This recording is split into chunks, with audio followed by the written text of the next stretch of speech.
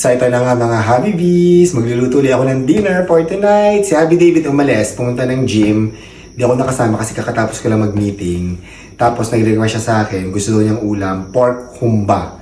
Kaya ito, chinap-chap na ni Ate Rose at saka pinipay na ni Ate Rose yung aking mga ingredients na kasing napakasimple lang. Itong pork, tapos mayroon akong bawang sibuyas, and then meron din akong Sprite at saka mga black beans. Yan. At yung banana blossom na kababad na. Nagamitin natin itong bagong kawali na binili namin, di ba, sa SNR. Ang ganda-ganda. Buksan ko na yung apoy. Ang ganda-ganda na itong bagong lutuan. Tingnan nyo, napaka aesthetic keme. Yan, kinain yung ganyan.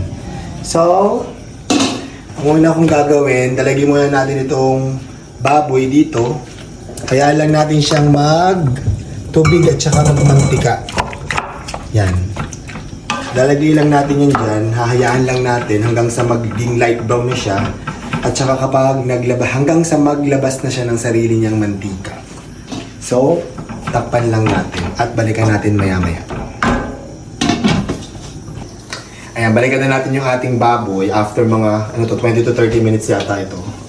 Pag-tinig ko pumutok na siya. Ayan siya. Ayan. Kukunin na natin itong mga baboy kasi nagmamantika na siya. Ang dami ng mantika, oh.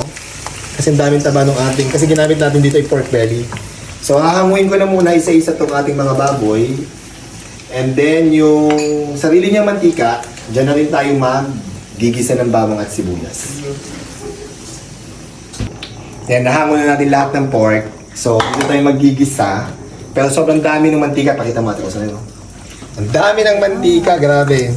So, babawasan natin yung mantika.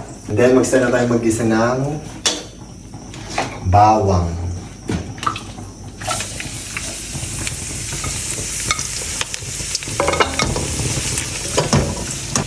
And then, ilagay na natin ang sibuyas. Ayan.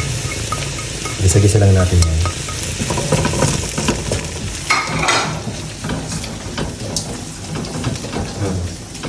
And then, ibalik na natin ang ating mga baboy. Tapos, sangkutsain natin mabuti. Ayun, nasa lista kung nawala. Andito po siya. Ano lang. Sangkutsain na natin.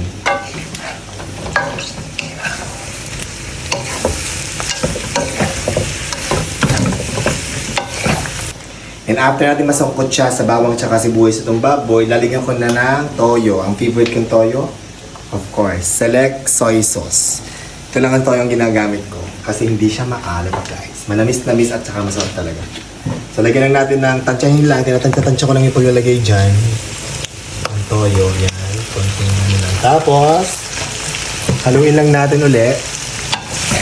At papakapitin lang natin yung lasa ng toyo sa ating baboy. Ayan, pag kumapit na yung ating toyo sa baboy, yan na siya, nakakapit na siya. Lalagyan ko na ng Sprite. So, lagyan lang natin yan. At palalambutin natin ang ating baboy. Takpan muna natin at balikan ulit natin maya-maya. Balikan na natin yung ating pork humba. Yan, medyo nag-reduce na siya ng sabaw. So, titimplahan ko na siya ng mga pampalasa. Lalagyan muna ng pepper. Lagyan natin ng dahon ng laurel. Ito pang maliit. Yan. Para nakulangan ako ng konting tamis, so lalagyan ko na siya ng very light lang na brown sugar. Yan. Tapos, gusto na namin medyo maanghang. Lalagyan ko ng sili. Yan. Inekos-mekos lang natin ng very light.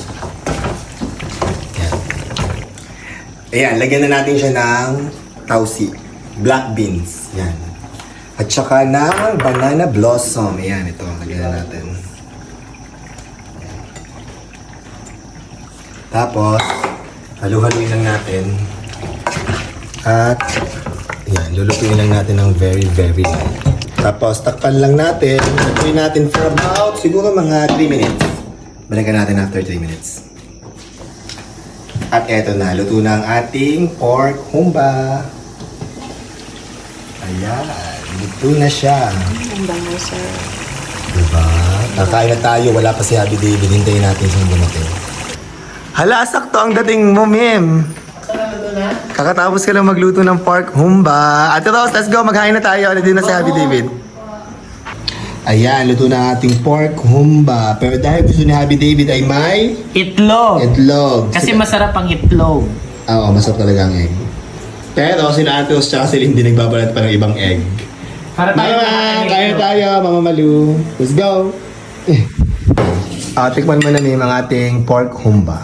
Oo. Sa amin sa Bisaya, ang humba dapat masabaw. That's my version. Oo. Sa amin sa Bisaya, di ba mamang?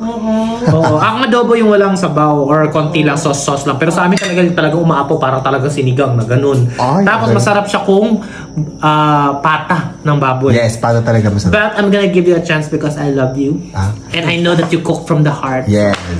That's my version of pork humba. Bulaklak ng saging.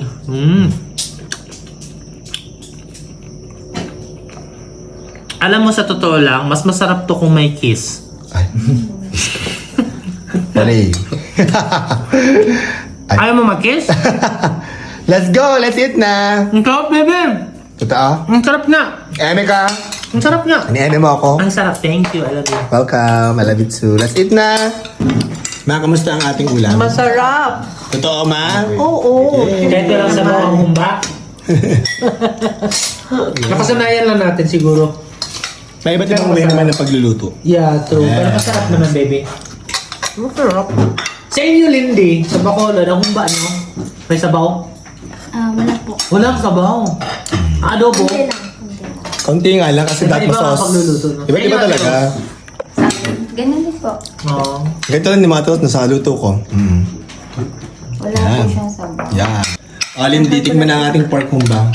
Parang nabawasan ng anghang. Tingnan mo. Pili ko makakain mo naman yan.